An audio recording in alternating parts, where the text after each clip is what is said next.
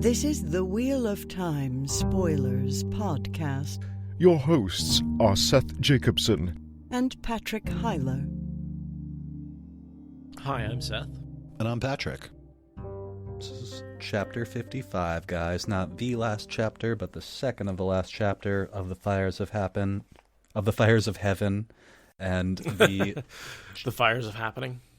the fires are happening, definitely, in this Fires chapter. are about to happen, definitely. The title is The Threads Burn, and our symbol is the ancient Aes Sedai symbol. So I've been listening to Rage of Dragons, and one of their battle chants is "The world burns," and they like chant, and the audiobook's really good. So for some reason, when he said "the threads burn," like in that voice, I'm like, "The threads burn, the threads burn." Like it was just this battle chant that came to mind.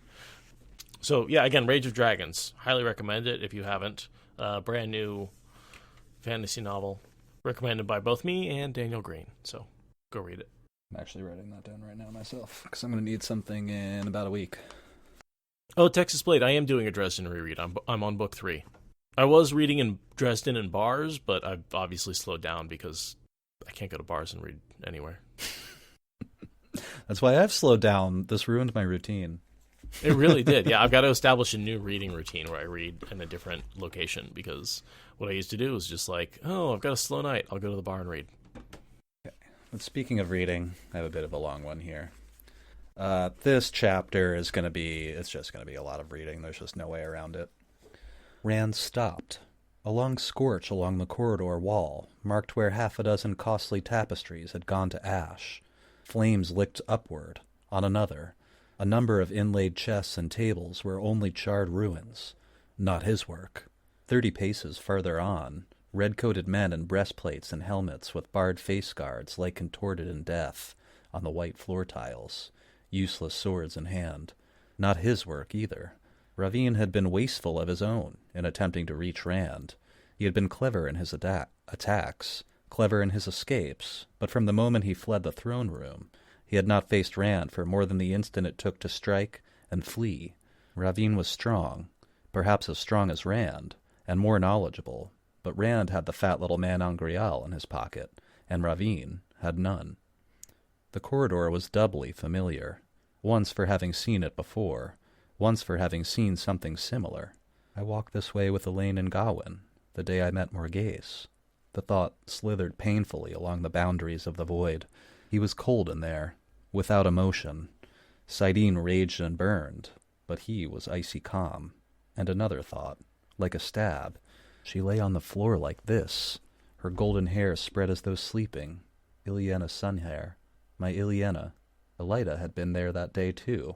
She foretold the pain I'd bring. She knew the darkness in me. Some of it. Enough. Ilyenna, I did not know what I was doing. I was mad. I am mad. Oh, Ilyenna. Elida knew. Some. But she did not tell even all of that. Better if she had told. Oh, Light, is there no forgiveness? I did what I did in madness. Is there no mercy? Gareth Bryn would have killed me, had he known. Morghese would have ordered my death. Morghese would be alive. Perhaps. Elaine's mother. Alive. Avienda. Alive. Mat. Moraine. How many alive, if I had died? I have earned my torment. I deserve my final death. Oh, Ilyenna, I deserve death. I deserve death. I'm going to pause there, and then there's a little confrontation with Ravine. Basically, Matt, Avienda, and Asmodean were killed in front of him at the end of the last chapter. Yeah. So he's reacting to that. And someone else that he killed, or got killed. Ilyenna. Ilyenna's son here. We get her last name here. So I think he's basically gone fully crazy at this point. I think that seeing his friends die broke him. And from this point on, we are dealing with a Rand who is insane, but is able to control it and isolate it. But I think we've gone past a sane Matt. I think we've gone into totally insane Matt, and he allows Lewis Theron. You mean Rand? Rand. How'd I do that? Just for the record, I know what you meant. And he just really goes into that descent into I deserve death. And I think the reason that Lewis Theron stops talking there for a second is because he agrees with Rand. When Rand and Louis Theron are in agreement, he stops having Louis Theron's thoughts in his head because he doesn't need to sequester them. And I kind of enjoyed, and another thought like a stab, she lay on the floor like this, her golden hair spread as though sleeping, Ilyena sun hair. What could easily be replaced by Avienda of the Tardad. I kind of saw that, like, Rand just walked away from Avienda laying on the floor with her hair splayed everywhere. I could see how it would, it's a similar scene. And let's just say someone's hair splayed everywhere looks remarkably like a halo, especially a golden halo for sun hair. Yeah. Yeah, just sort of like his angel, his demon, really. Any other thing else to say about that little section about him being guilty and basically hearing LTT in his head, having a total, maybe not conversation, but I think that LTT is having the same reactions that Rand is having. Yes. I feel like Rand is responding twice to the same scene. He's having what he sees as Louis Theron's thoughts and what he sees as his own. And sometimes Louis Theron's thoughts in response to his, what I was initially was gonna say is probably more important. We're gonna get so much of this guilt, madness, crazy Rand, and we're gonna get so much Darth Rand in Lord of Chaos. I don't feel like we need to really hash this out anymore. Then, fair enough. You know what I mean? Yeah. There's gonna be a lot of this because I can repeat that argument over every time Louis Theron comes up. I can say that over and over and over again. So yeah. Footsteps behind him. He turned. They came out of a broad crossing corridor not 20 paces from him. 24 men in breastplates and helmets, and the white-collared red coats of the Queen's guards, except that Andor had no queen now, and these men had not served her while she lived. A Myrddraal led them, pale, eyeless face like something found under a rock, overlapping plates of black armor heightening the illusion of a serpent as it moved, black cloak hanging motionless however it moved. The look of the eyeless was fear, but fear was a distant thing, in the void. They hesitated when they saw him, when the half-man raised its black-bladed sword. Men who had not already drawn put hands to hilts. Rand, he thought that was his name, channeled in a way he could not remember doing before. Men in Myrddraal stiffened where they stood. White frost grew thick on them, frost that smoked as Mat's boots had smoked. The Myrddraal's upraised arm broke off with a loud crack. When it hit the floor tiles, arm and sword shattered. Rand could feel the cold. Yes, that was his name. Rand, cold like a knife, as he walked past and turned the way they had come. Cold, yet warmer than Sidene. He gives up his identity for power. Nodding. A man and a woman crouched against the wall, servants liveried in red and white, short of their middle years and holding each other, as though for protection. Seeing Rand, there was more to the name, not just Rand. The man started to rise from where he had been huddled away from the Myrddraal-led band, but the woman hauled him back by his sleeve. "Go in peace," Rand said, putting out a hand. "Althor. Yes, Rand Althor. I'll not hurt you, but you could be hurt if you stay." The woman's brown eyes rolled up in her head. She would have collapsed in a heap if the man had not caught her, and his narrow mouth was working rapidly, as if he was praying, but could not get the words out. Rand looked where the man was looking. His hand had stretched out of his coat sleeve, far enough to bear the dragon's golden-maned head that was part of his skin. "I will not hurt you," he said, and walked on, leaving them there. He had Ravine to corner yet, Ravine to kill, and then? No sound but the click of his boots on the tiles, and deep in his head, a faint voice murmuring mournfully of Ilyena and forgiveness. He strained to feel Ravine channeling, to feel the man filled with the true source. Nothing. Sidene seared his bones, froze his flesh, scoured his soul, but from without, it was not easy to see until you were close. A lion in high grass, as Modian had said once, a rabid lion. Should Asmodean count among those who should not have died? Or Lanfear? No, not. He had only a moment's warning to throw himself flat, a hair-thin slice of time between feeling flows suddenly woven, and an arm-thick bar of white light, liquid fire, slicing through the wall, ripping across like a sword through where his chest had been, where that bar slashed. On both sides of the hallways, wall and friezes, doors and tapestries ceased to exist. Severed wall hangings and chunks of stone and plaster broken free rained to the floor. So much for the Forsaken fearing to use Balefire. Who had told him that? Moraine. She surely had deserved to live. What do you think of the Forsaken using Balefire? I mean, certainly they fear to use it, but clearly it's not forbidden. Because we see them use it a lot. Exactly. Yeah. You know. Do you think Moraine was just wrong about that? I think they fear to use it.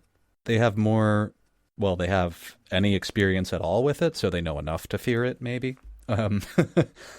Fair. But I think Ravine is afraid. I think he's desperate. That's true. Afraid of death, afraid of Rand. Yeah. Because his trap failed. Like Obscure says here. Right, yeah. He had set up this great trap, and it was supposed to catch him unawares. He was supposed to attack Samael, too. We hear a little bit of that from Moghedien's perspective, where she says basically, he never really trusted the other one, so he set his own traps. Even though he figured that he was supposed to attack Samael, he was ready to be attacked. I just don't think he expected Rand to have a little bit of a Terangrial, or a little bit of an Angrial to help him out. Yeah, and a fairly large army. Yes. Yeah, the army was helpful, that's for sure. Well, against the other army. The armies fought. I had a little more to read in this section. I think I'll finish it because it kind of describes to us traveling into Teleran Riyadh, which is how they end up running into Nynaeve. And we also get a bit of reference to what the other leaves were over the past couple of books, so I want to talk about that for a second. Balefire leapt from his hands, a brilliant white shaft streaking toward where the other bar had originated. The other failed even as his punched through the wall, leaving a purple afterimage fanning across his vision. He released his own flow. Had he done it? Finally? Scrambling to his feet, he channeled air. Slamming ruined doors opened so hard that the remnants ripped from the hinges. Inside, the room was empty. A sitting room, with chairs arrayed before a great marble fireplace. His Balefire had taken a bite out of one of the arches, leading to a small courtyard with a fountain, and another from one of the fluted columns along the walk beyond. Ravine had not gone that way, though, and he had not died in that blast of balefire. A residue hung in the air. A fading remnant of woven sidene. Rand recognized it, different from the gateway he had made to skim to Camelin, or the one to travel. He knew now that was what he had done, into the throne room. But he had seen one like this in Tyr, had made one himself. He wove another now, a gateway, an opening at least, a hole in reality. It was not blackness on the other side.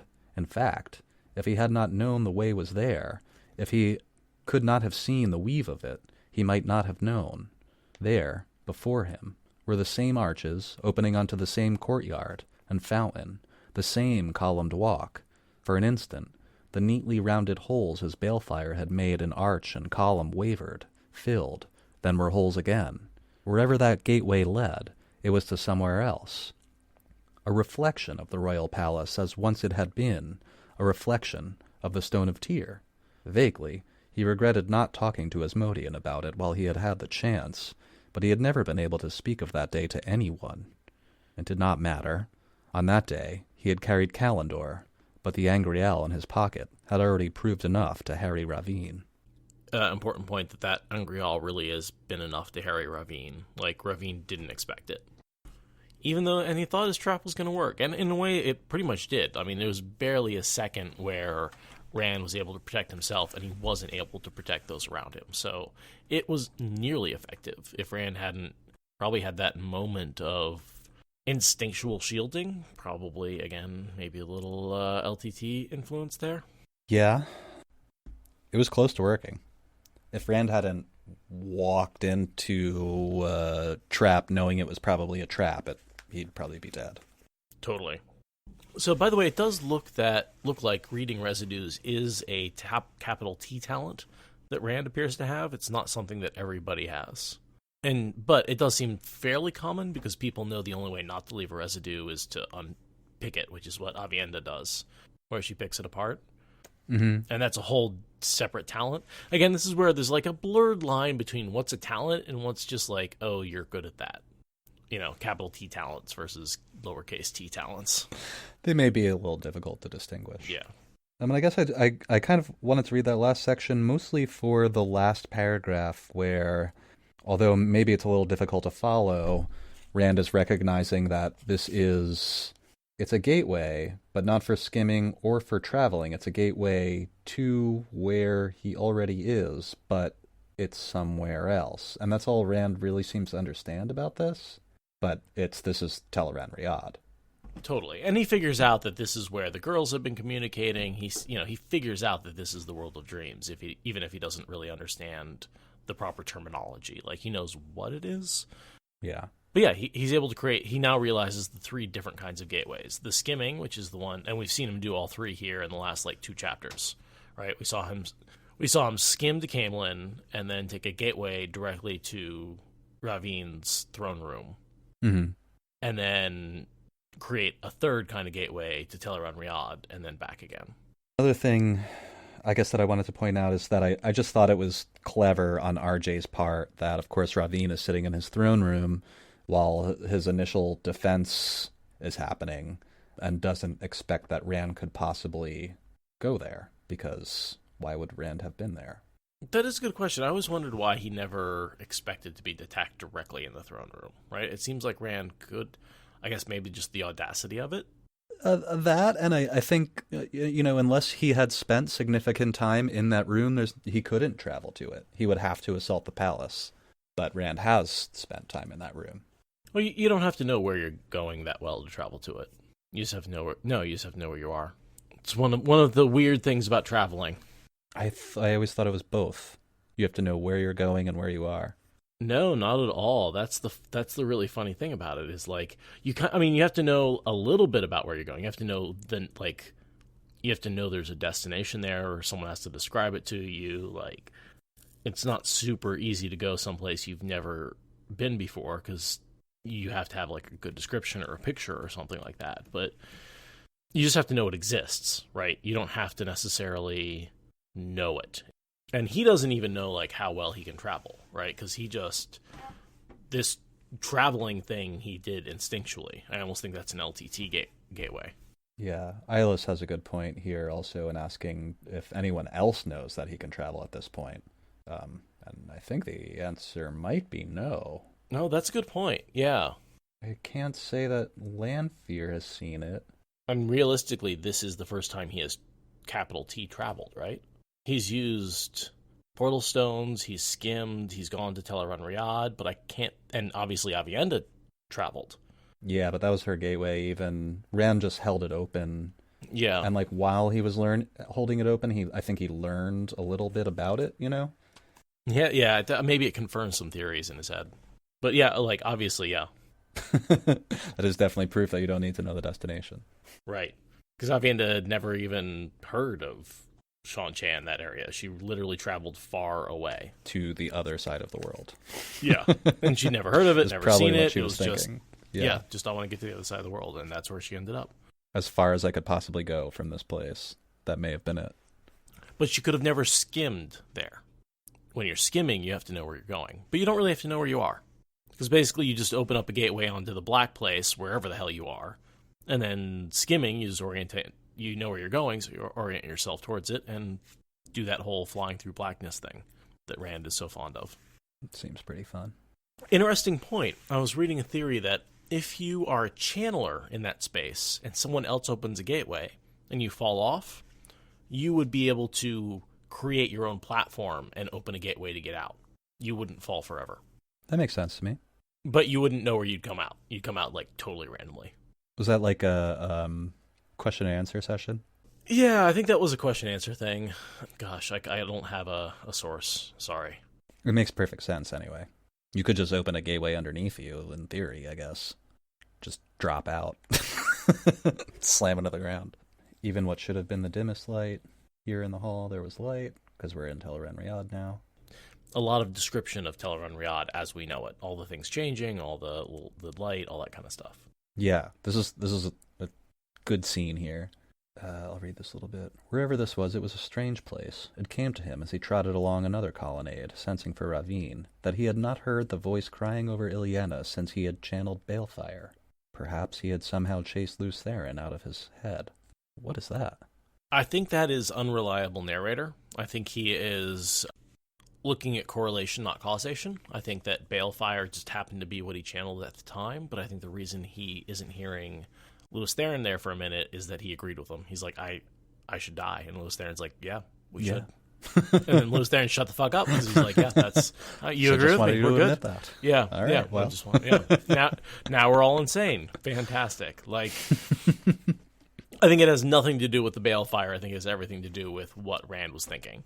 Please let me know if you think I'm full of shit there. But like, I mean, it's a theory. Yeah, it's a theory. That's. I had a similar thought, and I think you're probably right there because I can't think of Ravine responding to Rand's channeling in that way after this. Not in that way.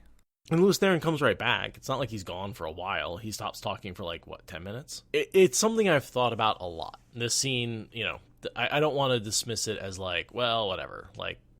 I don't have a good theory yet as to why Lews Therin talks sometimes and not other times. I have something I kind of wanted to bring up that a couple more paragraphs down, reading what Eyeless wrote here, it doesn't seem like he hears the voice the whole time he's in the world of dreams. And that's true. Rand definitely observes that about himself, but also in a moment here, what looks a hell of a lot like an attack on Rand by Ravine here. He felt odd, insubstantial. He raised his arm and stared. He could see the garden through his coat sleeve and so on. He's disappearing, and then he has the thought, I'm Lews Therin. Oh, no, I'm not. I'm Rand al'Thor. So Rand's confused about who he is in this moment, and that made me wonder, is this an attack by Ravine, or is Rand losing himself to such a degree that Teleran Riyadh doesn't, it's just responding to him? He's not Rand, he's Lews Therin. He's not Lews Therin, he's Rand. Well, if he's both or nobody, then Teleran Riyadh might reflect that in that weirdness. I'm having trouble deciding which side to come down on, because in a lot of ways, I do think it's entirely an external attack from Ravine, right? I really do think that Ravine was basically knows Lews Therin and was trying to make Rand become Lews Therin. But then the more I think about it, I'm like, does he really want to fight LTT? That doesn't seem to make sense. Maybe what Ravine was trying to do was make Rand not exist. Right. And because Rand didn't have a good sense of who he was, that he was already struggling with his identity, that when Ravine tried to make him not exist, both his insane side and his sane side tried to re-exert themselves and come back. And that's where you have this person. So his Lews Therin thoughts and his Rand thoughts fight at the same time because, okay, immediately after what I just read, no, it was not his thought. I am Lews Therin. And then he interrupts that and says, I am Rand al'Thor, Rand broke in. He did not know what was happening, but the faint dragon was beginning to fade from the misty arm held in front of his face. The arm began to look darker, the fingers on his hand longer. I am me. That echoed in the void. You see, so it does kind of look like he's turning into Lews Therin, which what you just said would make sense too, I guess is what I'm trying to say. But what do you make of Lews Therin's, no, he doesn't want, he's like, Lews Therin thinks this is, I guess, okay, the way I'd put it is Lews Therin is saying, no, I don't want to be made nothing, I will be something. Yeah, I think he's just fighting. And that's why he starts to manifest, yeah. In the way that Rand's past life thoughts creep in sometimes in moments of panic, and Rand interprets this as Lews Therin trying to take him over, I'm air quoting, when really it's probably a little bit more like there's a part of him that knows what to do. You know? Like when you trip and fall, you don't think about how you're going to land on your hands, but you do. Most of the time, you know? Just because you already learned that lesson. Oh, Steph has a good point. Here, Lanfear has been telling the rest of the Forsaken that Rand is just an ignorant farm boy, and Ravine has to be super surprised to have someone coming after him who is, not only more powerful than LTT, because he's got an Angreal, but also way more educated, both from Asmodean and some of the memories that are leaking over. So he's probably getting hit with stuff that is like Age of Legends sophisticated, and he's going, what the fuck? This is coming at me way harder and way more complicated than I ever expected, despite my traps. Yeah. And so he's headed to Teleron Riyadh in order to hopefully, he's like, well, maybe if he knows the power, maybe he doesn't know Teleron Riyadh, and I'm going to use the power of my mind against him. And here you see him trying to unmake LTT. Try and unmake Rand, and then LTT comes into play. Yes. I also want to bring up, I almost forgot to say this, but a page up, like Steph said, could Rand have turned into LTT in Teleron Riyadh and come back as LTT like in the real world? And that kind of triggered my mind a little bit because we were talking about this a bunch Friday night. Slayer. Or what I was thinking of was Mogedian's ability to... We were talking about Mogedian's, she claims, to have the ability to make someone, say, like, turn into a pony every time they come to Teleron Riyadh. Sure. But that doesn't then carry out into the real world. No, I guess more what I was thinking of is maybe Lanfear could have done something like that. Like, break his mind in Teleron Riyadh?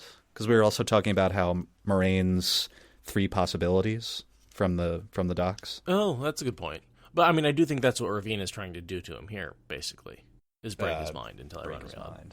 Yeah. And I guess, like, what Egwene does at the... Does she break Masana's mind? Yeah. In the battle for the tower, and she really does become a babbling baby. Yeah. Oh, Masana makes messes in her Anna. So yeah, Rand is basically realizing, like, hey, this is a new place where I don't know the rules. Mm-hmm. You know, we've speculated a lot that his confrontations with Shamael were happening in Dream Shards. Yes. But Dream Shards aren't exactly Teleron Riyadh. You know, I don't think Rand had the control in Ishi's Dream Shards that he has in Teleron Riyadh. No, I don't think so. Especially now that he's here in the flesh. I gotta say, Rand seems to have a knack for it right off the bat. We've made this observation many times through the podcast, just that Rand appears to be a dreamer, although it's like never really relevant in the series. It's never very important. Because he and Ishi and he and Moradin are mirror images of each other, and Moradin is a master of the world of dreams. One might say he even lives there entirely before he's reborn. Yeah.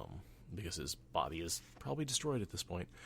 And so I have to wonder maybe if there's something about their mirror images, the fact that they're both, basically male dreamwalkers, which are extremely rare.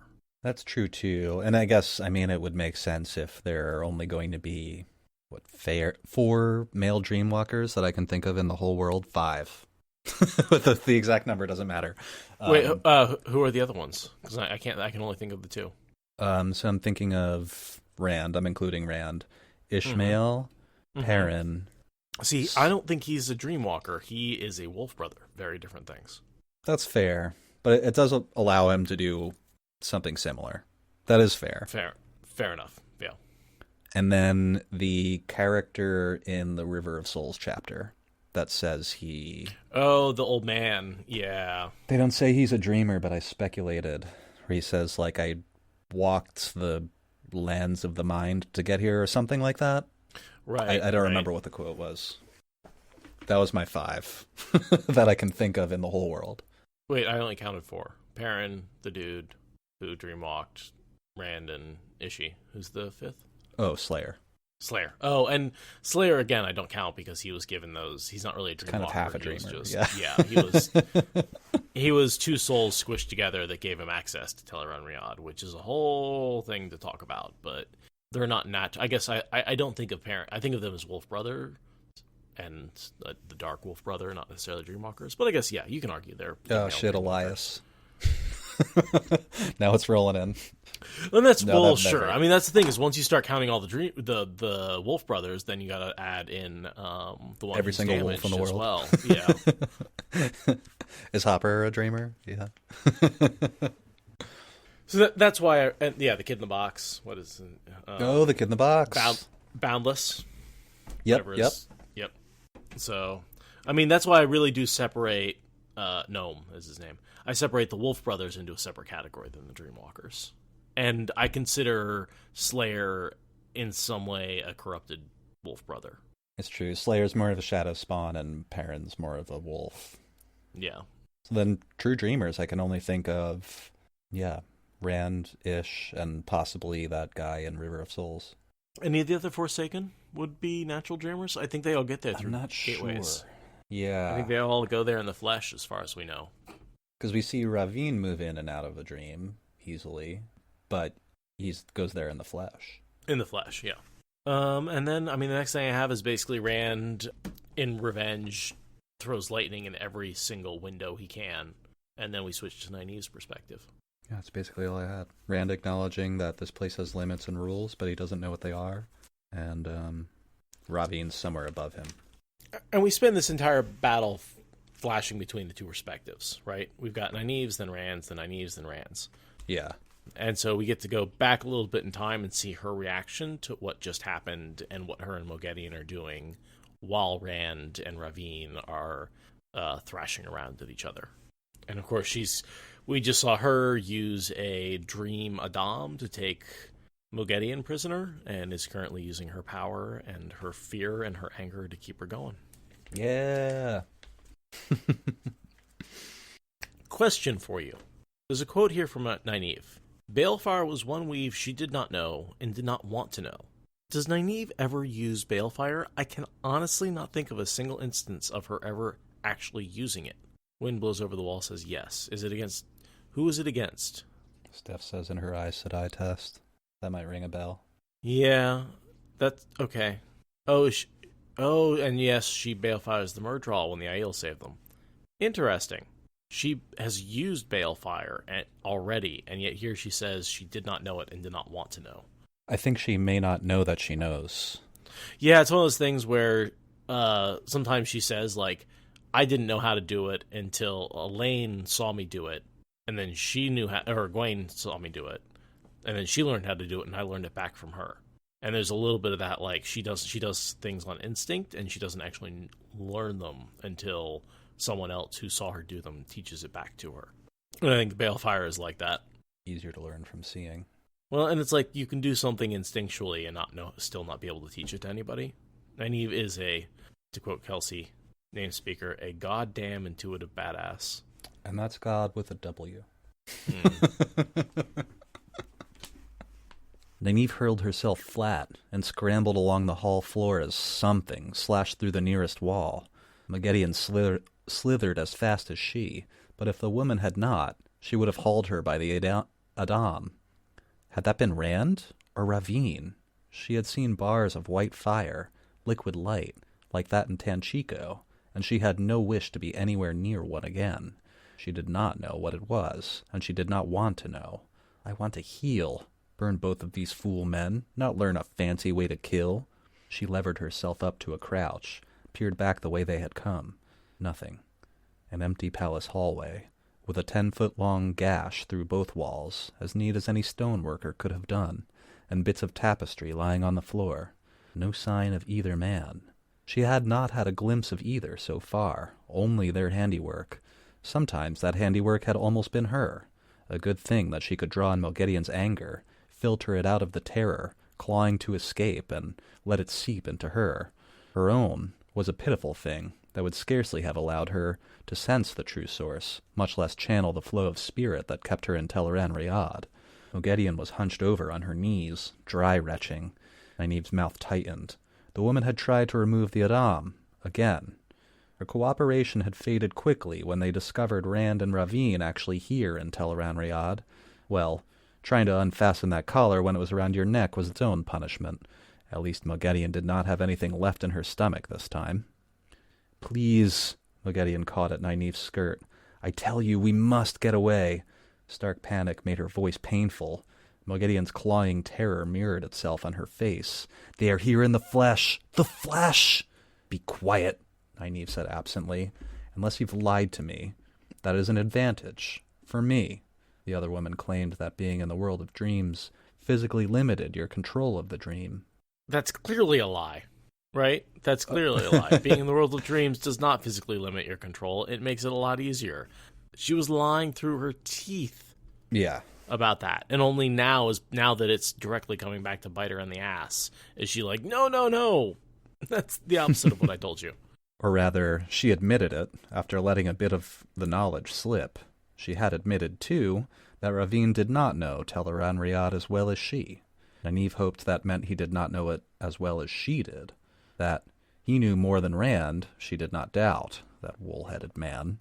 Whatever his reason for coming after Ravine, he should never have let the man lead him here, where he did not know the rules, where thoughts could kill. Why will you not understand what I tell you? Even if they had only dreamed themselves here, either could be stronger than we. Here, in the flesh, they could crush us without blinking. In the flesh, they can draw Saidin more deeply than we can draw Saidar dreaming. We are linked. Still not paying attention, Nynaeve gave her braid a sharp pull. No way to tell which direction they had gone, and no warning of anything until she saw them. Somehow, it still seemed unfair that they could channel without her being able to see or feel the flows. A stand lamp that had been sliced in two was suddenly whole again, then not, just as quickly. That white fire must be incredibly powerful.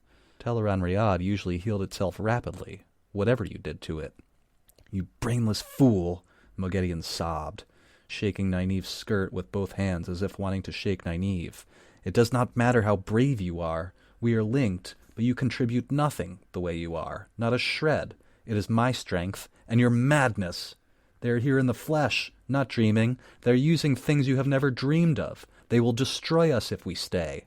Keep her voice down, Nynaeve snapped. I'm sure she snapped that quietly. Keep your voice down! Keep it down! Being loudly. That's a good scene. I also liked that Moghedien is so filled with terror. Yeah, fear is not the right word. She's really totally filled with terror. And I was wondering if Nynaeve really is drawing away her anger and keeping it for herself. Nynaeve is she seems to think possible. She's stealing Moghedien's anger, basically. Which made me wonder if that is what's leaving Moghedien, just a driveling, terrorized, you know? I've never thought about that before. Yeah, that makes a lot of sense, that she pulls it out of her and uses it for herself. And also maybe why Nynaeve is not having as much fear as she should. She's like... dumping it into... Yeah. And again, here, this has happened a lot over the last few chapters. This is an unreliable narrator situation. Just because that is what Nynaeve thinks is what's happening doesn't mean that's what's happening.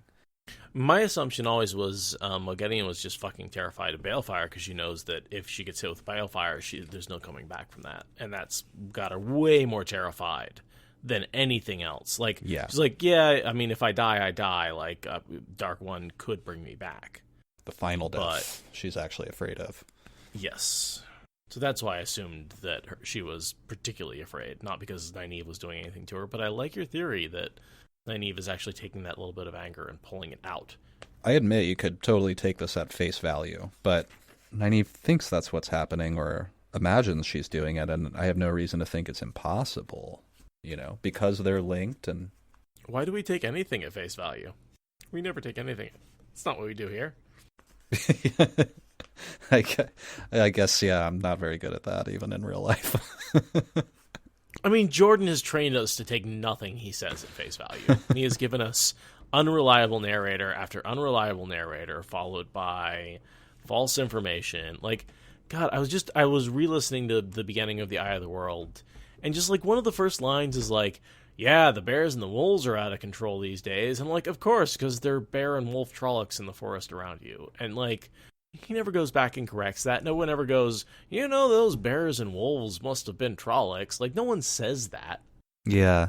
This podcast may be a love letter to Robert Jordan. Just a very, very long love letter. In a moment, Moghedien refuses to take another step. She's like, I don't care, you can torture me, but if we go another step, we're both going to die, so I don't care if you torture me. Or, using the Aram. Yeah, good luck with that. Saying, I don't care if you torture me, and getting tortured for a while, very different things. Very different things. And there's just a few moments here, like, she says, well, she may not have Moghedien's stomach for, torture and murder, but she was a wisdom that headed the wisdom circle, and She's just thinking about, like, she's had to punish people before, and she's been punished before, and, you know, she should be able to handle whatever the situation is without torture or murder, basically. And she has the thought she might not have Moghedien's stomach for killing, for crushing people's minds, but Moghedien opens her mouth to complain some more, and Nynaeve stuffs it full of air and starts beating Moghedien with a belt, in short, for much longer than she needs to go on for. Yeah, there's a point where she gets a little distracted and really gets into her own shit rather than, what can I say, rather than trying to achieve her goal. She kind of takes her own frustration out on Moghedien and really beats her a little bit more than necessarily has to.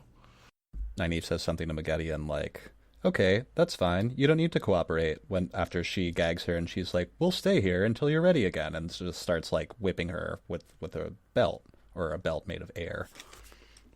This is something that I think Kate Redding really does an amazing job. The, Emotion. Again. Like that just escalating that paragraph where they go up and up and up and up. It's a short paragraph and it sticks with me. Like, she really does beat the living shit out of Moghedien. Not physically, like, she doesn't damage her, but basically Moghedien is the after effects of the worst beating basically anyone could probably not survive. Like, I don't think that, like, if you got beat that badly physically over and over and over again, you'd survive it. You might need some new skin. A slap like that can take your skin off, but right. I mean, they talk about, like, people getting whipped, people getting flayed. Like, literally, you can get your skin flayed off. And, like, yeah. Yeah, you're right. This is in Nynaeve's mind. It's actually not a belt made out of air. It's a belt made from Nynaeve's mind using the Adam. And there's an interesting contrast between, like, using an actual physical... there's so many levels of this between, like, they're not in the physical world, right? So no matter what she does, it's not physical. But they're in Teleron Riyadh, so it's kind of physical. So if she did something physically to her, it would actually hurt her. But then there's a third level where she actually hurts her inner mind in the dream. It's just like she's dreaming of being hurt. It's a really interesting level of mind fucking her. And it's a moral conundrum for Nynaeve. Like, at this point, she is torturing somebody. Let's, like, not brush that off. Let's not be like, talk about how Nynaeve's great. Like, we love Nynaeve. She's perfect. Like, she's torturing this woman way beyond the point where she needs to hurt her. I think that's what I wanted to bring up. Nynaeve kind of loses it for a second. And maybe another Nynaeve thing here. She's trying to save one of her little boys, and she does tend to lose it and make rash decisions when it comes to Nynaeve's sense of responsibility. And I think that's something that many of the characters in this book struggle with, is how much is too much. What's the line between spanking and abuse? What's the line between punishment and destruction? Yeah. And I realize there are levels and levels, but this really made me think of the moment when Perrin cut off that guy's hand. Yeah. Be like, yeah, sure, sing the pain away. Sing. And he loses his mind for, 30 seconds.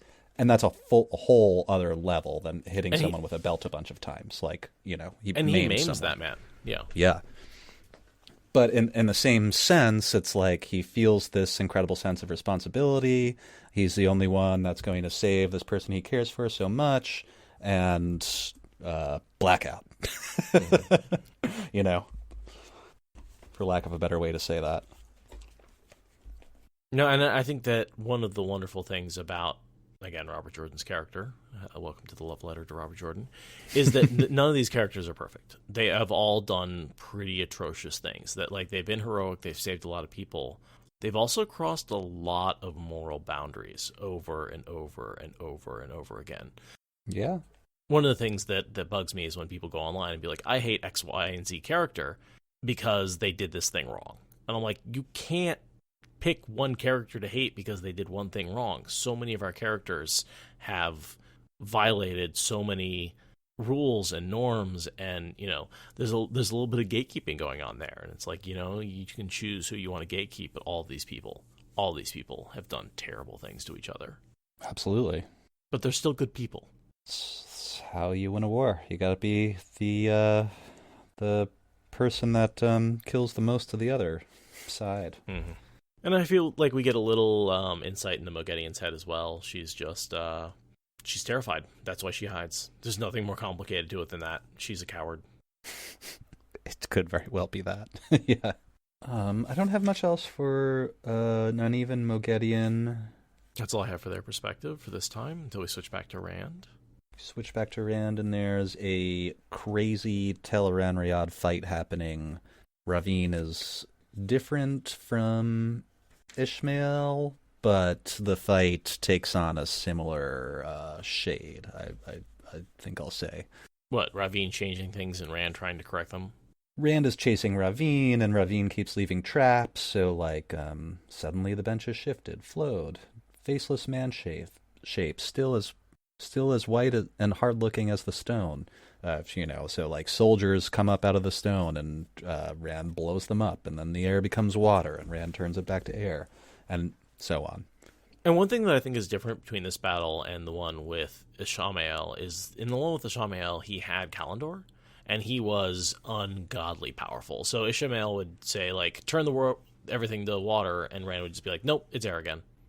That's he true. would just bring things back into balance. Here, in a lot of cases, he actually has to fight the things that Ravine sends at him. He doesn't turn the stone back into stone. He just destroys them. He doesn't, he just channels them away. He doesn't bother fighting him mind to mind in Tel'aran'rhiod. He just deals with the symptoms rather than the cause. Yeah. The piranhas get him pretty good, yeah. Yes, wind blows over the wall. There are piranhas at one point. Ravine inflates one of the fountains with decorative fish in it, and makes the fish vicious, and Rand inside of the fishbowl.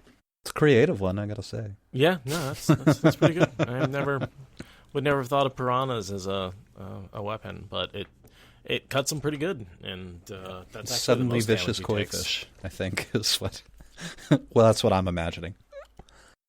Out of all of Ravine's weapons, the Balefire, the fire, the traps, the lightning, the only one that even touches Rand is the vicious fish. Koi fish with very sharp teeth. Right. Frickin' laser beams on their head. It's very evil mastermind. And Rand almost dies. I think that Nynaeve saves his life. Sure. Totally. Because he manages to stop that particular trap that Ravine set for him. But he's coughing and heaving on the ground with a bunch of flopping piranhas all around him. Also, you notice the wound in his side hurts a lot because he's been channeling a lot. Yeah. I think, and correct me if I'm wrong, I think Nynaeve saves Rand because I think at that moment she fills the room, and we'll see this in a second here from Nynaeve's perspective. She fills the room that Ravine is in. She sneaks up behind him and fills it with fire. Well, we have the whole situation before that where Rand gets turned into a beast. Oh, yes, there's that too. Right, so basically Ravine stops trying to trap him. He lets the fish thing go away. Yes. Mm-hmm. And then starts to turn Rand into a giant dog? Just... a monster? Sure. Something. A monster. Yeah. Yeah, some sort of... Probably just a regular dog. Who knows? Something that can't channel. An animal. But one thing I really want to bring up and emphasize is just how hard Rand is pulling on the power. That, the only thing... Because he doesn't have any abilities in Tel'aran'rhiod, so what he's using is his connection to the power to keep him human. And so he is using every bit of his willpower to pull on the one power as hard as he can, and he's still getting a trickle because he's part animal. Ravine's willing him into a beast, for lack of a better term, against Rand's will. Eyeless is asking why did the Balefire not undo the damage from the fish. He didn't really Balefire the fish. He Balefired a hole in the wall, which opened a hole, and it was probably not that powerful, so it probably just let the water drain over time. But letting the water drain doesn't prevent the fish from biting you. He didn't Balefire the actual fish. Eyeless is I believe Obscura's interpreting that correctly, he doesn't mean why didn't the Balefire... That's a really good... Well, okay, here's my answer. The question was, why didn't the Balefire, when Rand Balefired Ravine, everything he's done up to that point should have been undone, right? Oh, right, at the end of this chapter. I see. Including summoning the fish. So ideally, after the Balefire, all of his stuff should have been undone. And that's a really good question and a little bit of a plot hole. The best answer I can come up with is that Balefire isn't consistent. That you can't depend on people who are dead to come back. You can't depend on some things are undone, some things are not undone, right? Like, Balefire isn't consistent enough. You can't depend on it. That's one of the reasons why you can't really use it for this situation. That, like, yeah, you'd think what they did would be undone, but there's, like, these weird side effects, and it's highly unpredictable. And I don't know. I feel like someone makes a point about this, that, like, it has odd effects, and because it is chaotic, right? It burns back certain threads, and there's some, like, you're not sure how far, and some things get undone, some things don't get undone. Now, I think Taviran-ness helps it work out in Rand's favor, but it doesn't necessarily have to. That is a great question. I'd never noticed that. Nynaeve heals the fish bites. But plot hole is definitely an option, guys. Plot hole is definitely an option. Eyeless, good fucking point. Nice. Thank you. Thank you for bringing that up. Your mind makes it real, Neo. I don't know. I'm trying to think of any reason. Pulling Maggedion behind her, Nynaeve rounded the corner. Ahead of her, a man vanished around the next turning, the sound of his boots echoing behind. She did not know how long she had been following those boots. Sometimes they had gone silent, and she had had to wait for them to start again to gain a direction. Sometimes when they stopped, things happened. She had not seen any of it, but once the palace had rung like a struck bell, and another time the hair on her head had tried to stand up as the air seemed to crackle, and another, it did not matter. This was the first time she had caught a glimpse of the man who wore those boots. She did not think it was Rand in that black coat. The height was right, but he was too large, too heavy in the chest. She was running before she knew it. So, my Google Foo has revealed that someone did ask Robert Jordan a question about the fish. So, I'm just going to read it. Laurel, in Mississippi. In Fires of Heaven, after Rand had his battle at the end, why is it that the Balefire works for his friends and not on his bites that have to be healed? Robert Jordan. Because his injuries occurred in Tel'aran'rhiod, and what occurs there is different than what occurs in the waking world. Different rules apply. Okay. So basically, yeah, something weird happened in Tel'aran'rhiod. Like, it's, Balefire's weird, man. Balefire's weird. That was one of my first instincts. I saw Super Chicken ask the same question. Could it be because the fish bites are indirect? Indirect channeling. We've talked about that on the show a bunch of times. Sure. And also, that's why I said your mind makes it real, Neo, because Rand believes he's injured in the dream. Sure. So maybe that's why. I don't know. But I can't really come up with anything solid. Because, I love it. Because when things are balefired, the reality changes, but the memories don't, right? Yeah. And Rand has the memories of being bitten, and what makes things real in Tel'aran'rhiod? Your mind, the memories. So, even though Ravine was balefired, even though Ravine was wiped away, and what he did was wiped away, the memories of what he did was not wiped away. People still remember Matt being dead. People still remember Aviendha being dead. Rand still remembers being bitten by fish, and since he still remembers being bitten by fish in Tel'aran'rhiod, he still has the wounds from being bitten by fish in Tel'aran'rhiod. I like it too. I also just wanted to give a head nod to Wind Blows Over the Wall for saying, because it was magic. Which is usually my last argument when I'm getting frustrated. Because it's magic. Because as it turns out, it's a book. Still, it does make me think that Jordan left it in there deliberately. It wasn't an oversight. That's really when we're looking for those plot holes. What we're always looking for is, did Jordan make a mistake there, or did he leave it in deliberately? There's been, I think, a small handful of probable mistakes that we've found. I would through agree. And some of them have been 3-year study corrected. so far. Yeah. That's true. A lot of the times we find some kind of error. I'll have it in my book, but it won't be in Seth's because Seth reads digital copies and I read used paper copies. So sometimes I find these and they're like 10 years old, you know? Yeah, or older. I mean, now we're talking 30 years old for that first book. Yeah. And all of my copies are the original covers. None of them are original prints. I would never do what I do to them if they were original. Right. Clearly write and like draw in them and stuff. So Jordan's switching back and forth pretty quickly between perspectives, which does, instead of writing them all in one go, which helps us, I feel like helps convey the action of what's going on, right? By shortening the POVs, he's sort of increasing the pacing of these chapters, which is effective. Yeah. Yeah, I really enjoyed this. I have one thing before. As Nynaeve climbed, she embraced Saidar as fully as she could, as much as Moghedien could handle, to the point where the sweetness of it became almost a pain. That was the warning. More, and she would approach the point where it was more than she could take in, the point where she would still herself, burn the ability to channel right out of herself, or perhaps out of Moghedien, under the circumstances, or both of them. Anyway at all, it would be a disaster now. I just read that and I realized I have no idea what the answer to Nynaeve's question is. And I mean, she doesn't know. I don't know that we ever find the answer to that particular question. When the Shan-Chan capture Egwene, she does say, don't worry that your handler will burn you out. The Adom has a buffer to prevent that from happening. Okay. So canon is Shan-Chan, Adom do have that buffer.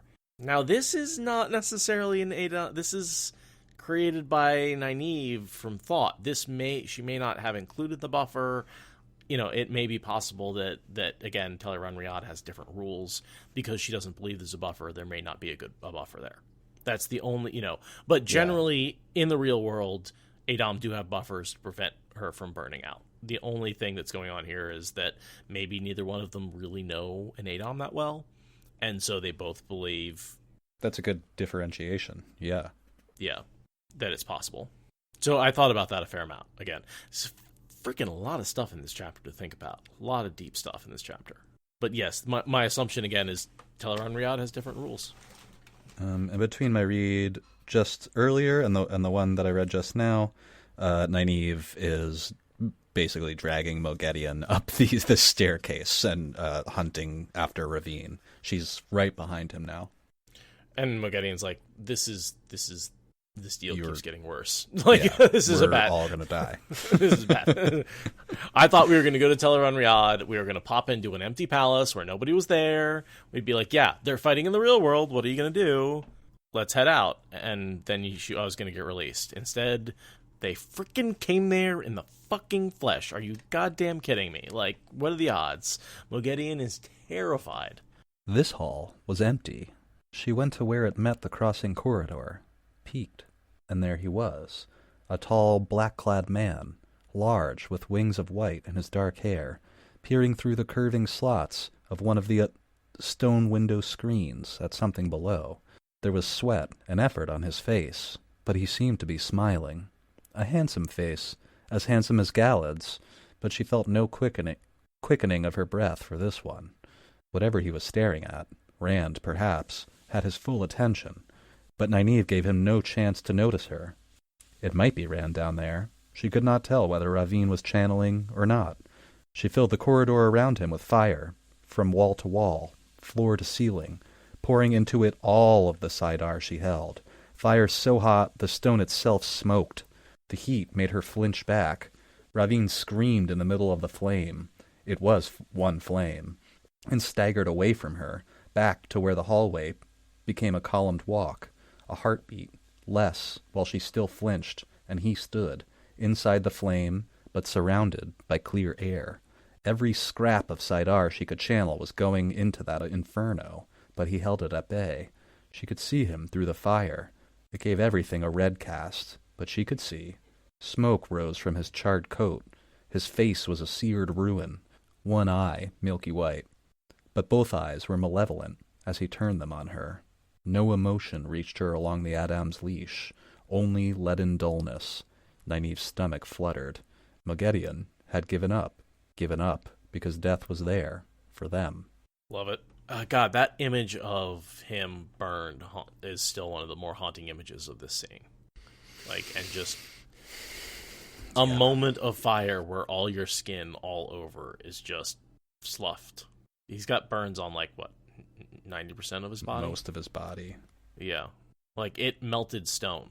It's a lot of fire. And shockingly, a little distracting. And so now we're seeing this from two perspectives, and he has been putting all of his effort, every bit of his concentration, into turning Rand into some sort of beast. And Rand has been putting all of his concentration into pulling in the power to prevent that. And the second Ravine envelops himself in flame and has to redirect his attention to not burning alive, Rand floods himself with power. Are you laughing at the... I'm laughing at the meme in Discord. The meme is great. I guess I should say, it's the 4 panels of SpongeBob. SpongeBob holding a piece of paper that says Ravine and Tar. SpongeBob looking at the piece of paper that's labeled Nynaeve. And SpongeBob dropping the piece of paper into the fire and smiling. And warming his hands with Balefire. Toasty, Ravine. But yeah, he survives, and obviously he's about to strike back, but he kind of forgot about the other threat in the room, which is Rand. And so we go back to Rand. I was going to just go ahead and read this section because it's 4 paragraphs. Fire thrust through the carved window screens above Rand, fingers of it filling every hole, dancing toward the colonnade. As it did, the struggle within him ceased abruptly.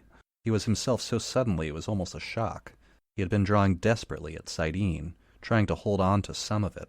Now it rushed into him, an avalanche of fire and ice that made his knees buckle, made the void tremble with pain that shaved at it like a lathe. And Ravine stumbled backwards, out, onto the colonnade, face turned to something inside. Ravine wreathed in fire, yet somehow standing as though untouched. If untouched now, it had not been so before. Only the size of the figure, the impossibility of it being anyone else, told Rand it was him. The Forsaken was a figure of char and cracked red flesh that would have strained any healer to mend. The agony of it must have been overwhelming, except that Ravine would be inside the void within that burned remnant of a man, wrapped in emptiness where the body's pain was distant, and Saidin close at hand. Saidin raged inside Rand, and he loosed it, all, not to heal. "Ravine!" he screamed, and balefire flew from his hands, molten light thicker than a man, driven by all the power he could draw. It struck the Forsaken, and Ravine ceased to exist. The Darkhounds in Ruidian had become motes before they vanished, whatever kind of life they had struggling to continue, or the pattern struggling to maintain itself, even for them. Before this, Ravine simply ceased. Rand let the balefire die, pushed Saidin away a little, trying to blink away the purple after-image. He stared up at the wide hole in the marble balustrade, the remains of one column, a fang above it. Stared at the matching hole in the palace roof. They did not flicker, as if what he had done was too strong even for this place to mend. After everything, it seemed almost too easy. Perhaps there was something up there to convince him Ravine was really dead. He ran toward the door. What a great moment. And when people talk about, how far back does Balefire go, this is the most powerful channeler using a pretty powerful Angreal, using every bit of power to Balefire somebody. And we get maybe 10 minutes? Yeah. Maybe half an hour if you want to say the battle took a little bit longer, but... It occurred to me while I was reading that, too, that it's really hard to say because time's not the same either in the dream. So that's true, yeah. Particularly if you're moving in, doing something, and then back out, I don't know what would happen. Maybe it's even less time than that, or maybe a lot more. I have no idea. But, clearly the only thing he could do is use Kalendor or, if he had more power, he may be able to go further back in time. Texas Blade said, "This isn't the strongest we see, though. That's to come." It is. Yeah, and we do see some of the Trollocs pop back up, like because Ravine killed some of his own, but we also see a bunch of the maidens pop back up who got killed with the lightning and stuff. So the battle kind of resets itself. It's a weird. Can you imagine like being halfway through a losing battle and then having suddenly like half the combatants pop back into existence? Let's be like, wait, what the fuck just happened? Chaos. Yeah. No wonder Hinder's Tap got stuck in a weird respawn loop. It was just a bug based off of one of these things. It was just an echo of the Balefire going forward in time, just constantly respawning people. And then, again, back to Nynaeve. She realizes she's about to die. She's like, I should have used lightning. That would have killed him instantly as opposed to fire. And then she sees Ravine turn to mist.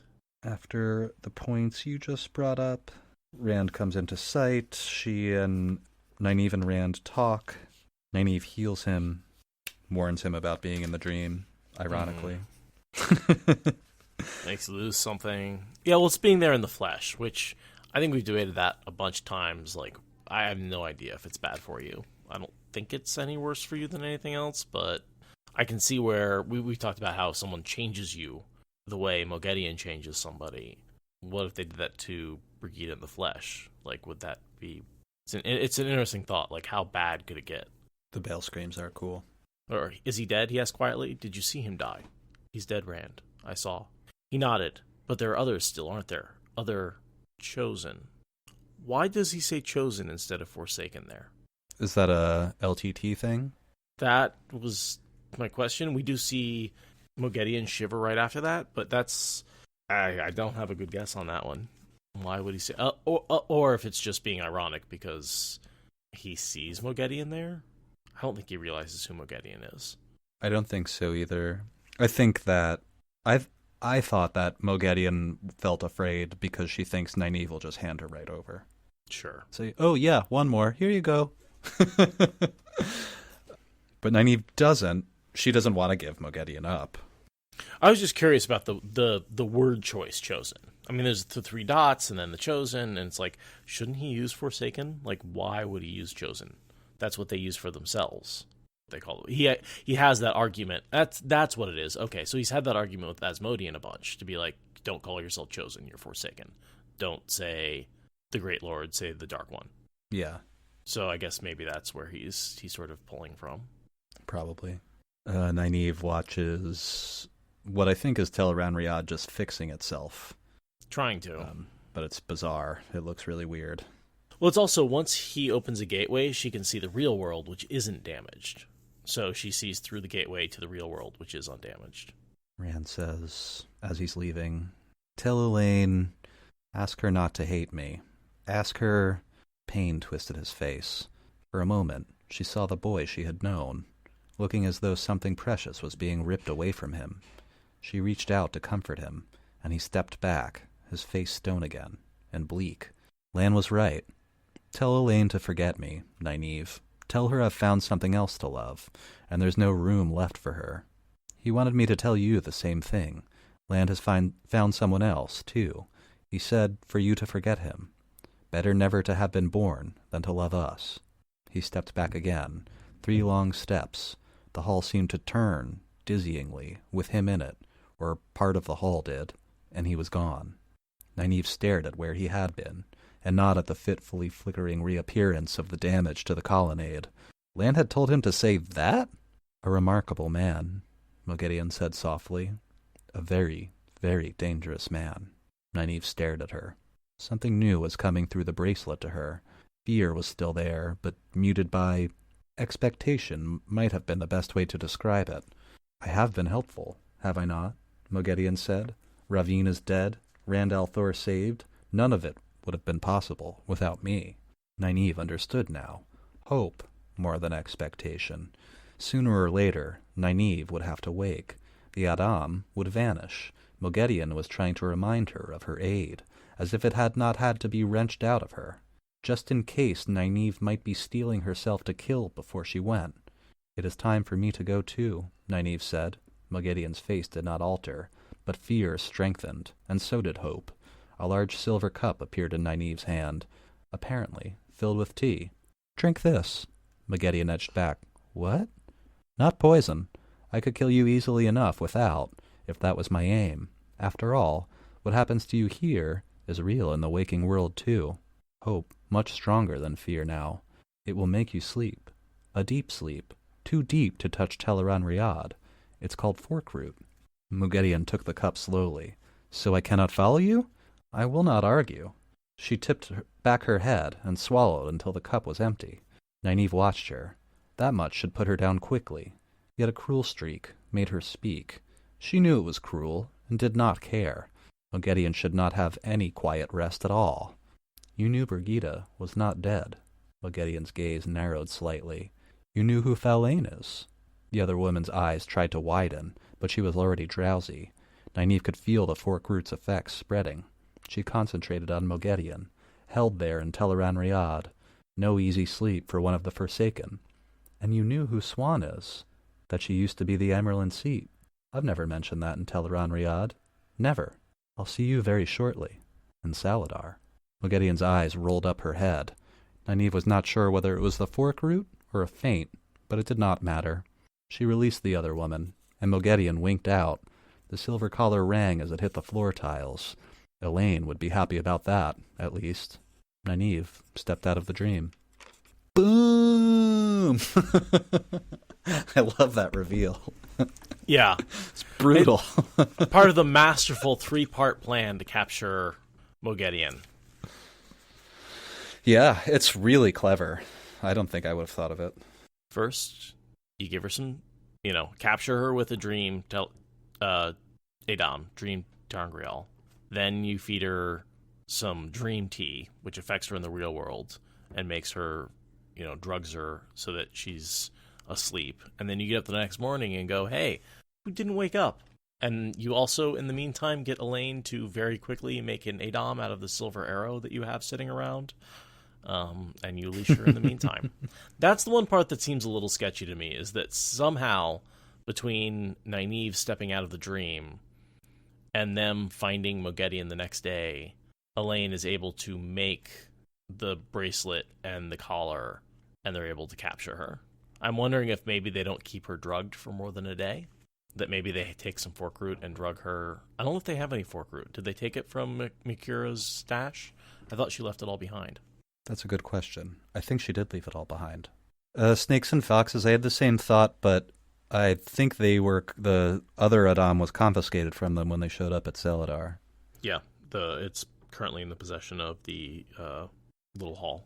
But yeah, no, great. There's the 3 clues. You knew who Faolain is. You knew who Suan is. That she was the Amerlin seat, but also that she's still alive. And you knew Brigida was not dead. She wasn't surprised. I guess, yeah, Steph makes a good point that maybe Nynaeve could have kept her shielded for a while. I just, it'd be tough for the girls to, they have duties. They can't just, not go about. They can't, I guess they could claim they were sick for a day. Again, with the cut in the books, we don't see, there's a time jump. The next time we get back to Saladar, they have her captured. They have her cowed. So we don't see the in-between. Marrigan is kind of Nynaeve's girl. Like the Saladar 6 and whoever else might see it that way. Well, Marrigan already tried to put herself close to Nynaeve because she wanted to spy on her. So yeah, and that they arrive together. This is a poor refugee woman that will I feel like it wouldn't be too crazy for the Aes Sedai to think that Nynaeve will be raised in a little while and she can hire this woman if she wants. Sure.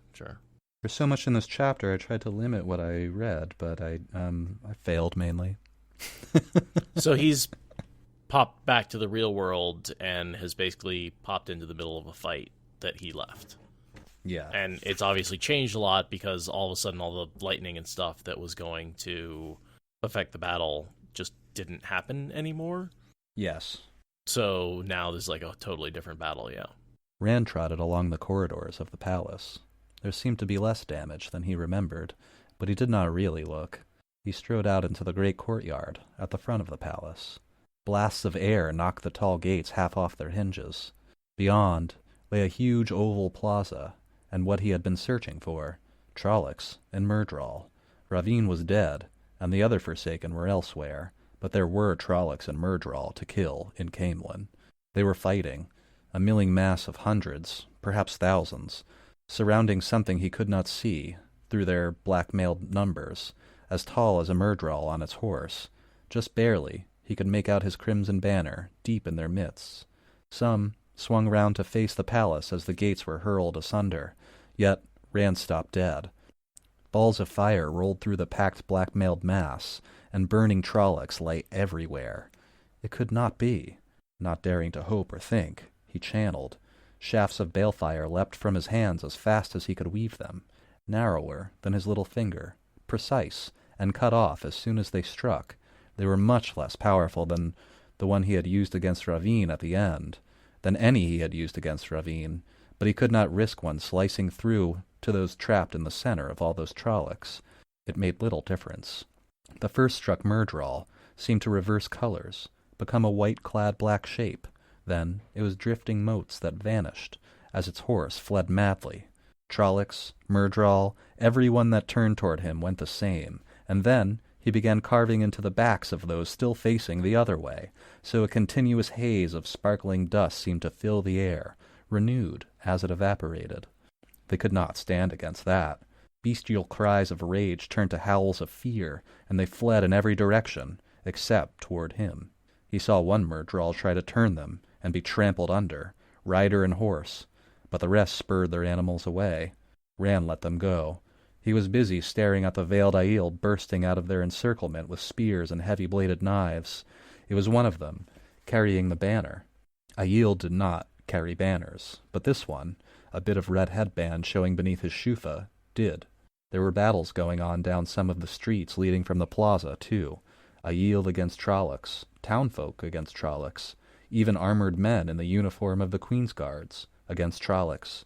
Apparently, some who were willing to kill a queen could not stomach Trollocs. Rand only barely noticed, though. He was searching through the Aiel. There, a woman in a white blouse, one hand holding up her bulky skirts as she slashed at a fleeing Trolloc with a short knife. An instant later, flames enveloped the bare-snouted figure. "Avienda!" Rand did not know he was running until he shouted, "Avienda!" And there was Mat, coat torn and blood on his sword blade spear point, leaning on the black shaft, watching the Trollocs flee, content to let someone else do the fighting now that that was possible. And Asmodean, sword held awkwardly, and trying to look every way at once in case any Trolloc decided to turn back. Rand could sense Saidin in him, though weakly. He did not think much of Asmodean's fighting had been with that blade. Balefire. Balefire that burned a thread out of the pattern. The stronger that balefire was, the further back that burning went, and whatever that person had done no longer had happened. He did not care if his blast at Ravine had unraveled half the pattern, not if this was the result. He became aware of tears on his cheeks, and let Saidin and the void go. He wanted to feel this. "Avienda!" Snatching her up, he whirled her around, with her staring down at him as if he had gone mad. He did not want to put her down, but he did. So he could hug Mat, or try to. Mat fended him off. "What's the matter with you? You'd think you thought we were dead. Not that we weren't. Almost. Being a general has to be safer than this." "You're alive," Rand laughed. He brushed back Avienda's hair. She had lost her headscarf, and it hung loose around her neck. "I'm happy you're alive. That's all." He took in the plaza again, and his joy faded. Nothing could extinguish it, but the bodies lying in heaps where the Aiel had made their stand lessened it. To many of them were not big enough to be men. There was Flamel, veil gone and half her throat as well. She would never make him soup again. Pevin, both hands clutching the wrist-thick shaft of the Trolloc spear through his chest, and the first expression he had seen on his face. Surprise. Balefire had cheated death for his friends, but not for others. Too many maidens. Take what you can have, rejoice in what you can save, and do not mourn your losses too long. It was not his thought, but he took it. It seemed a good way to avoid going mad before the taint on Saidin drove him to it. "Where did you go?" Avienda demanded, not angrily. If anything, she looked relieved. "One second you were there, the next you were gone." "I had to kill Ravine," he said quietly. She opened her mouth, but he put his fingers over it to silence her, then gently pushed her away. "Take what you can have." "Leave it at that. He's dead," Rand says. Bale came limping up, Shufa still around his head, but veil hanging down to his chest. There was blood on his thigh, and on the point of his one remaining spear as well. The Night Runners and Shadow Twisted are running, Karakarn. Some of the Wetlanders have joined the dance against them, even some of the armored men, though they danced against us at first. Sulin was behind him, unveiled, a nasty red gash across her cheek. Hunt them down however long it takes, Rand said. He began walking, not sure where as long as it was away from Avienda. I don't want them loose in the countryside. Keep an eye on the guards. I'll find out later which of them were Ravine's men and which... He walked on, talking and not looking back. Take what you can have. So it doesn't appear right now that anyone realizes that they died and came back. For them, it was just a quick blink. They looked, and then things were different. And it was very weird for them.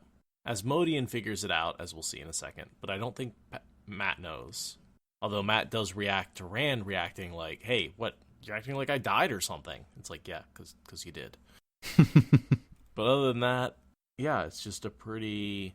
There's some tragic Pevin's death we talked about, how that always stuck with me despite being such a short-lived character. You know, we see some of those Trollocs come back, and they do have to face the Trollocs. They can't not deal with them. Some people still did die. They weren't killed by Ravine. There's a lot more happening than just the battle between Rand and Ravine. And then, guys, we've got about a 5-page chapter. That's a pretty emotional scene, the return of them, like their death and return. I mean, this one chapter is such a damn roller coaster. Yeah. And the reversal is fast enough that that's one of the reasons why I think people are like, man, I forget that like Avienda died and Matt I remember it died because it was prophesized, but it's such a quick, I don't even know what to call it, that like whiplash effect of like they're dead, they're alive. Okay, I guess they didn't die. But there is that moment when he sees her when I still get really emotional every time I read that, when Avienda's not dead, when Matt's not dead. Like, yeah, they were.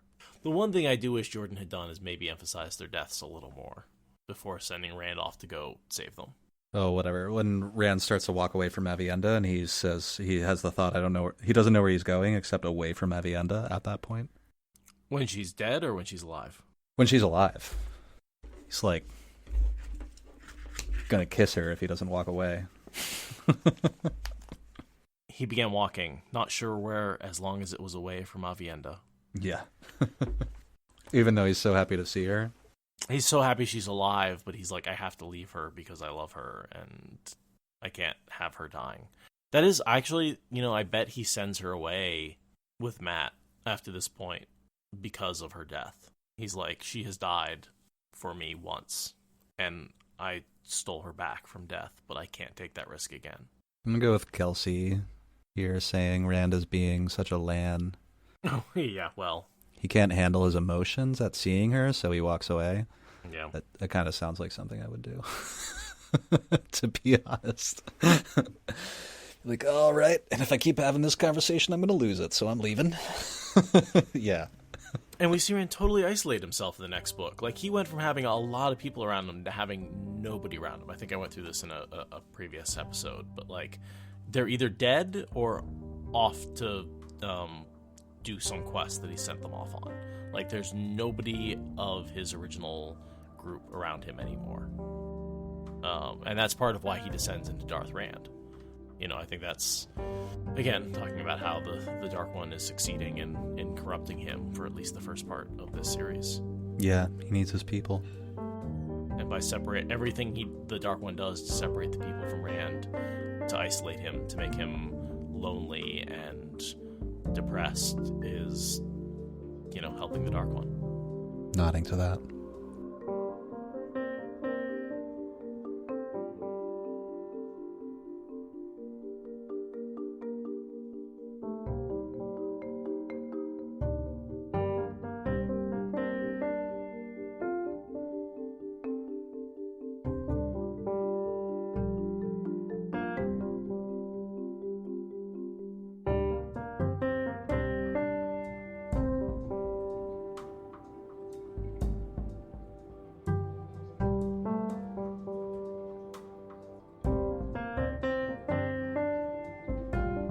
I rewatched Firefly recently. I need to convince Travis to rewatch it during the quarantine, because he hasn't seen it. Worth it. He's like, I understand it's worth it. I just don't want to be disappointed when it's over and there's no more. And I'm like, yeah, I get that. Like, that is...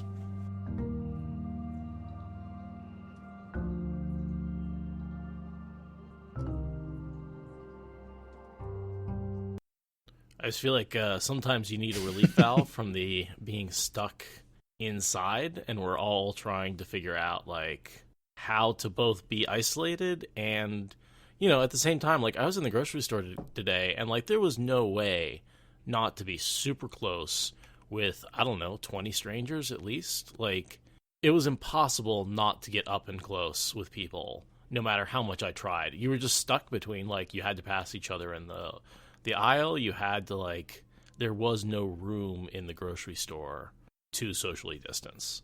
That's another reason I've just been going to the farmer's market and for, like, walks in the open air, because it's less awkward. Like, when you're walking down an aisle and someone's walking in the opposite direction, you're like, do I turn around and go the other way? Or, because you can't pass each other without being, like, 18 inches from your shoulders. Oh, hey, thing I was thinking about actually this morning is right before all the big layoffs and everything, Heidi told us that, or encouraged us to order produce wholesale through her, because she just gets better prices, And I think it probably makes her look good to the purveyors as far as, like, who gets what when people are competing over things, I was thinking about just, like, emailing her and asking her about it, because I could use a bike ride, so I might go up there and grab myself some produce. I could bring you guys some more stuff. What I brought you probably only lasted a few days. Yeah, we went right through that. Yeah, we're pretty good now. Well, we've got onions, potatoes, we got a bag of russets. But yeah, any fresh greens or anything like that. Yeah, that's why I go out to the farmer's market every couple days, because me and Jules go through a lot of, like greens, like arugula and spinach and kale and stuff, and it'll only last in our fridge for not even a week.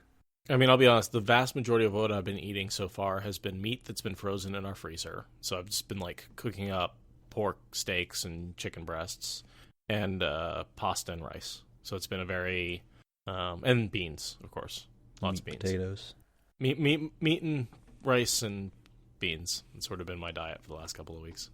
So that's why this whole conversation started when I was like, I chomped down this freaking apple because I have not had anything fresh, a fresh plant in a long time. I've been eating a lot of preserved stuff. So, and I you go from working in a kitchen to not working in a kitchen, and it's amazing how much you're like, oh, I have to eat 3 times a day. Yeah, this is a lot of work. Like, oh man, I used to have food available all the time. I gotta cook like at least twice a day. That's a lot. This is crazy. It's a lot of dishes. Right. I totally hear you, because I mean, on, like, Saturday, Sunday, and Monday, me and Julia often don't even bother cooking at home at all on those 3 days. Right. Because we both work, so we might as well eat something small in the morning and something big in the afternoon, and then you don't really need anything. A little wine and cheese when you go home. It's enough. It's funny, even though I cook for a living, cooking at home, I'm just no good at it. Because it involves meal planning, and meal planning and line cooking are 2 vastly different skills. Yeah. I've had to make some adjustments just even because we don't even like all of the same things, So, like, right. If I make a lot of rice, Jules won't eat it, and it'll go bad because I can't eat it fast enough.